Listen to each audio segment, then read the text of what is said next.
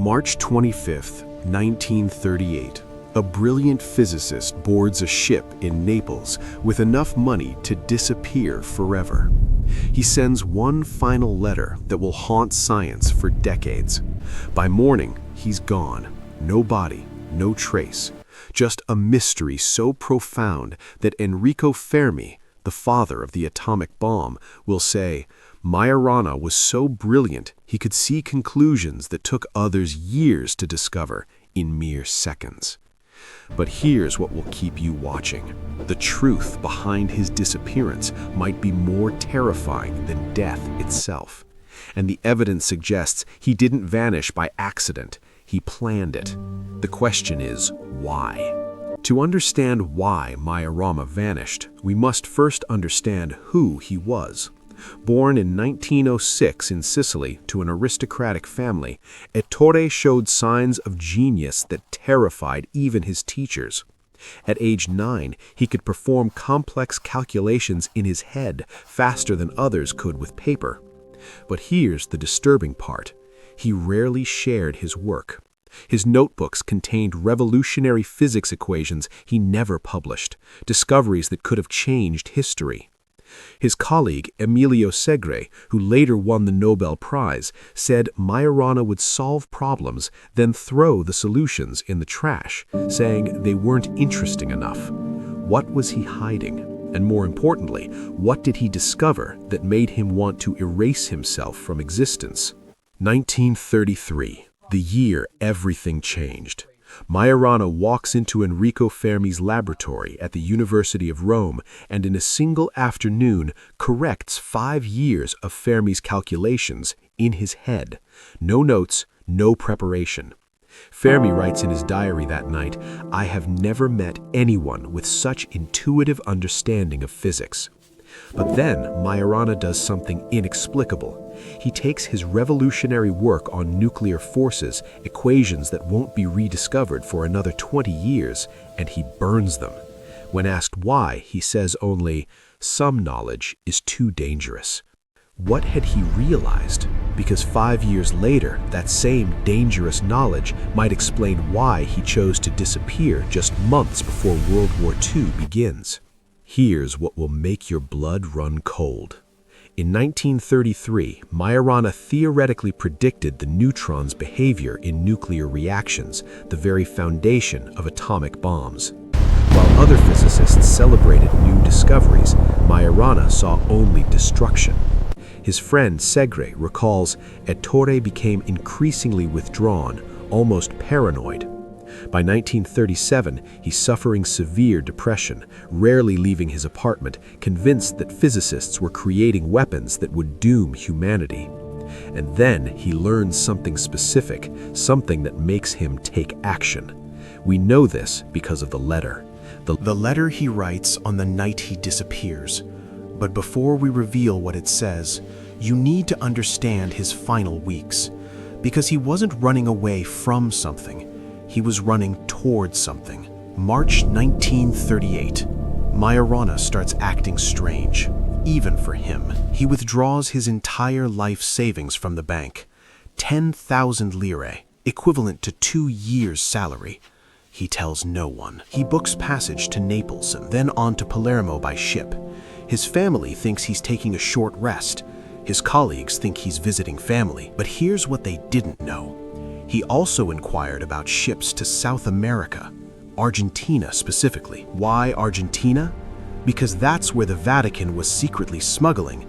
On March 23rd, he writes 2 letters, one to his family, one to his colleague Antonio Corelli. The second letter contains a sentence so cryptic, so bizarre, that investigators would debate its meaning for 80 years.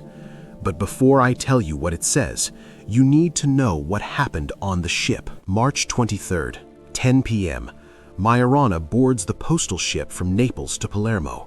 Multiple witnesses see him on deck, agitated, pacing. One passenger recalls he kept looking at the water as if calculating something. Another says he was muttering to himself. But here's the detail that changes everything. The ship's manifest shows he booked a return ticket to Naples for March 25th, Why book a return if you're planning to vanish? At 11 p.m., he's seen writing frantically in a notebook. At midnight, he tears out the pages and puts them in his coat pocket. By 6 a.m., when the ship docks in Palermo, he's gone to his hotel. And that's when he makes a decision that will echo through history. He writes the letter, the one that changes everything. Here's what it says. "The sea rejected me, and I will return tomorrow to the Hotel Bologna." Read that again. The sea rejected me. What does that mean?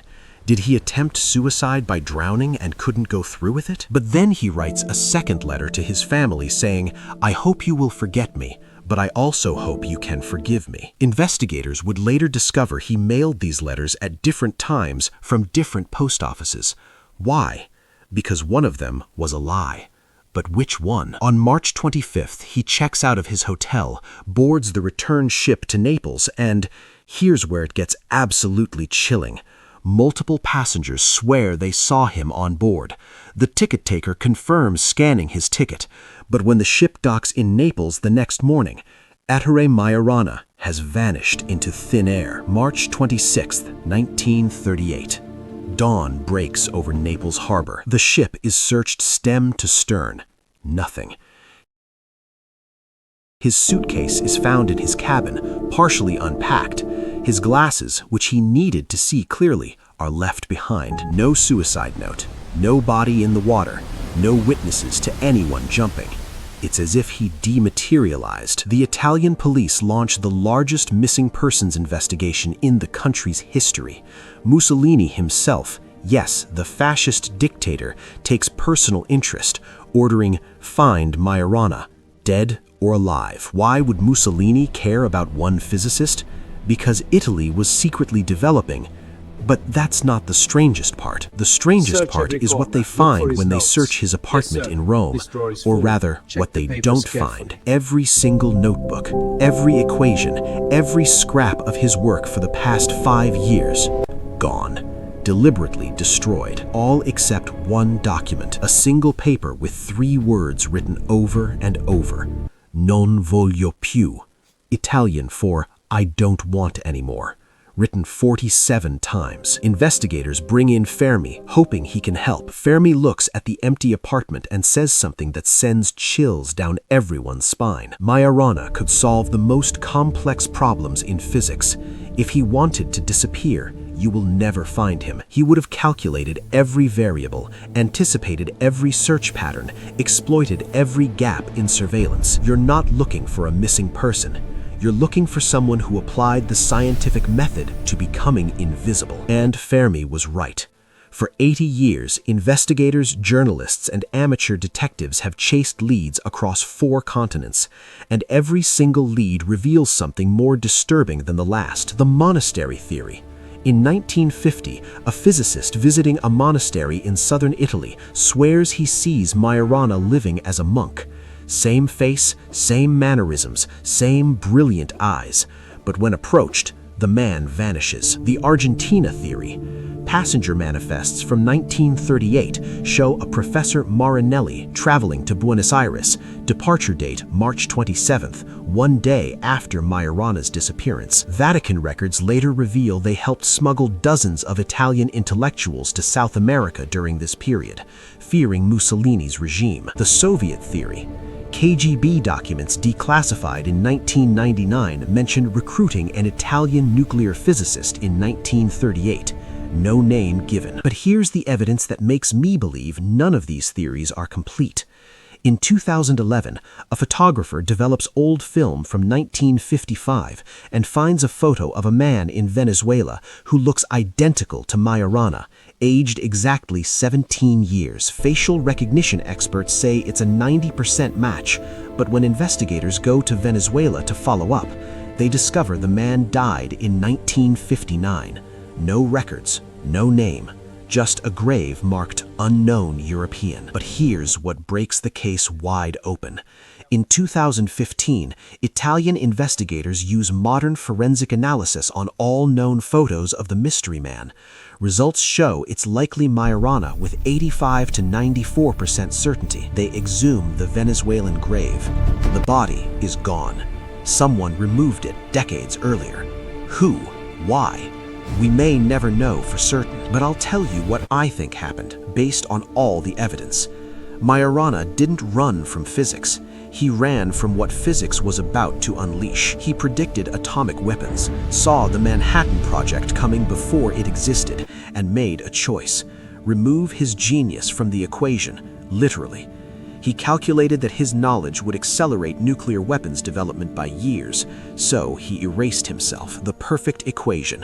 One brilliant mind subtracted from history equals thousands of lives potentially saved, or at least delayed. The official Italian investigation concluded in 2015 that Ettore Majorana was alive in Venezuela at least until 1955, but they never found the body, never confirmed it beyond reasonable doubt. And maybe that's exactly what he wanted, because the greatest magic trick isn't making yourself disappear. It's making people believe you're gone when you're still watching from the shadows. Majorana once said, "The elegant solution is the one no one sees coming." His disappearance was his final equation, and he solved it perfectly. If you found this mystery as haunting as I did, hit that subscribe button, because next week we're investigating another vanishing that defies explanation. And if you think you know what happened to Majorana, drop your theory in the comments, because 86 years later, the truth is still out there, waiting to be discovered. Or maybe, just maybe, waiting to stay hidden.